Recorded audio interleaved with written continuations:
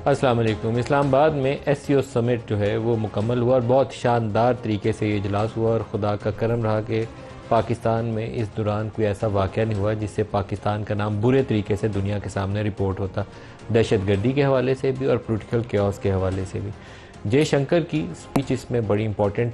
थी कि वो क्या इश्यूज़ रेज़ करते हैं। जयशंकर ने जो 3 अहम प्रायोरिटीज़ अपनी आइडेंटिफाई की, इलाकाई सालमियत का तज़किरा किया, लेकिन मुझे सरप्राइज़ है कि आर्टिकल 370 और 35A कश्मीर की खुसूसी हैसियत के हवाले से वो जो कुछ कर चुके हैं 5 अगस्त 2019 को, उसके बाद इलाकाई सालमियत को किन मानों में ये एक्सप्लेन करेंगे, ख़ुद कैसे जस्टिफाई करेंगे। दहशतगर्दी का उन्होंने तज़किरा किया तो स्टेट स्पॉन्सर्ड टेररिज्म जो इस वक्त कैनेडा ऑफिशियली 6 इंडियन सफारतकारों को चार्जशीट कर रहा है एक सिख रहनुमा के कत्ल में, अमेरिका में उसी तरह का एक चार्ज इनके ऊपर मौजूद है और 20 पाकिस्तान की सरजमीन के ऊपर जो इंडियन स्टेट स्पॉन्सर टेररिज्म के नतीजे में लोगों को कत्ल किया गया, उसके सामने इस दहशतगर्दी की वजाहत क्या देंगे। और लास्टली अलहदगी पसंदी का उन्होंने तज़किरा किया तो कश्मीर की खुसूसी हैसियत, इसके अलावा जो इंडियन बाज़ स्टेट्स हैं, असम है, मणिपुर है, नागालैंड है, यहाँ पर जो तहरीकें चल रही हैं उनको ये कैसे डील करना पसंद करेंगे। तो उनकी ओवरऑल बॉडी लैंग्वेज मैं कहूँगा कि ठीक थी। उन्होंने प्राइम मिनिस्टर से जो मुसाफा किया, बाद में उनकी एक वीडियो क्लिप हमारे सामने आई जहाँ हमारे वज़ीर ख़ारजा और डिप्टी प्राइम मिनिस्टर इसहाक डार उनके साथ गुफ्तगू कर रहे हैं, जिसको बाद रिपोर्टर्स ने कहा कि वो जो सकाफ़ती कल्चरल एक्सचेंजेस का जिक्र हुआ है एससीओ समिट के अंदर, तो उसी के पैराए के अंदर दोनों मुल्कों के दरमियान में क्रिकेट रिलेशंस की भी बात हुई। कॉन्फिडेंस बिल्डिंग मेजर्स हैं, इसमें कोई मज़ाक़ा नहीं है। पाकिस्तानी फॉरेन मिनिस्टर ने आज से कुछ अर्सा पहले इंडिया के साथ ट्रेड रिज्यूम करने का, ट्रेड को बहाल करने का, दो तरफ़ा तिजारत को बहाल करने का तज़किरा किया था, जिसका इंडिया की तरफ से कोई फॉर्मली जेस्चर उसके जवाब में नहीं आया। तो ये चीज़ें मुमकिन तौर पर एक कॉन्फिडेंस बिल्डिंग मेजर्स के तौर पर आगे ली जा सकती हैं, लेकिन ओवरऑल हम कह सकते हैं कि पाकिस्तानी सरजमीन के ऊपर एक शानदार और कामयाब कॉन्फ्रेंस जो है वो पाया तकमील तक पहुँची है। लेकिन जैसे जैसे ये कॉन्फ्रेंस के मामलात आगे चल रहे थे,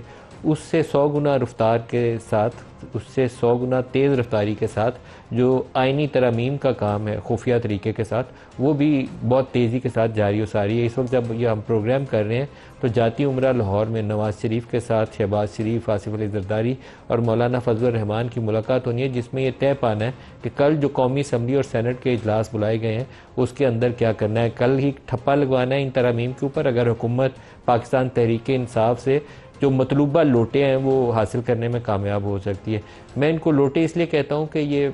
2-3 तरीक़ों से इनको हासिल किया जा रहा है। एक है धौंस और धांसली डंडे के ज़ोर पर, और एक है लालच के ज़रिए, और तीसरा ग्रुप हुआ है जिसको पैसा भी और डंडा भी दोनों के ज़ोर के ऊपर तोड़ा जा रहा है। तो ये खुशाइन आइनी तरमीम नहीं करार दी जा सकती। लीगल टर्म्स में या डेमोक्रेसी की जो नॉर्म्स है उसको आप सामने रखें, तो जिस बंदे को आप डरा धमका के या पैसे से ख़रीद के लाएं और आइनी तरमीम कर दें तो उस आइनी तरमीम की क्या वक़्त होगी, ये मेरे लिए तो एक बहुत बड़ा सवालिया निशान है। दूसरा एक जो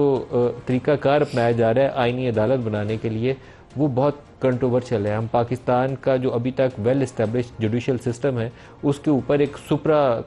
कोर्ट क्रिएट करने जा रहे हैं, जिसको मौजूदा सुप्रीम कोर्ट उसके सामने एक सब ऑर्डिनेट कोर्ट बन जाएगी। तो बहुत ही मुनासिब होता है कि इस तजवीज़ को पहले नेशनल असम्बली और सेनेट की वेबसाइट के ऊपर जारी करके वकला तंजीमों, मीडिया और सिविल सोसाइटी से उसके ऊपर 2-3 माह पहले आराम तलब की जाती। जो स्टैंडिंग कमेटीज़ हैं उसके ऊपर इसको डिबेट किया जाता है, मुख्तलिफ पोलिटिकल पार्टीज़ इसके ऊपर अपना पॉइंट ऑफ व्यू देती और उसके बाद इस गौर व खौस को आगे बढ़ाया जाता है। उसके बगैर करेंगे अगर रात के अंधेरे में, जैसे 12 बजे रात को इस तरमीम करने की पहले कोशिश नाकाम हुई थी, अगर वही वाला तरीक़ाकार है तो इसका अंजाम जो मर्जी हो, ये नतीजा इसका मुतनाज़ा और कंट्रोवर्शियल ही रहेगा। खुश उसलूबी से आगे बढ़ना इसका बहुत ही मुश्किल होगा, पसंदीदा अमल नहीं होगा। जो भी होगा केओस की तरफ, अफरा तफरी की तरफ ले जाएगा। पाकिस्तान तहरीक इंसाफ जिसको ये खदशा है कि उसके अरकान को लोटा बनाया जाएगा, अभी हमारे रिपोर्टर हैं टिका सानी, उन्होंने उमर अयूब से बात करके ख़बर दी है कि सवाए सीनियर जो पार्टी लीडरशिप है उसके अलावा बाकी तमाम उनके एमएनएज और सेनेटर्स जो इस वक्त छुपे हुए हैं इस खौफ के साथ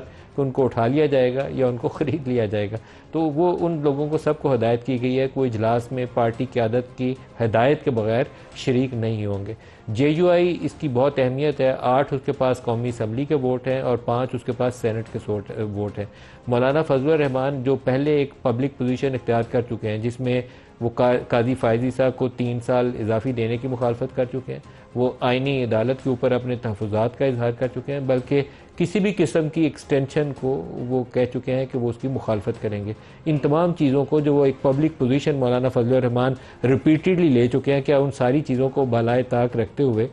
नवाज शरीफ और आसिफ अली जरदारी की जफ्फी के नतीजे में मान जाएंगे? ये उनका असूली मौक़िफ़ पीछे हट जाएगा, ये मुझे मालूम नहीं अभी।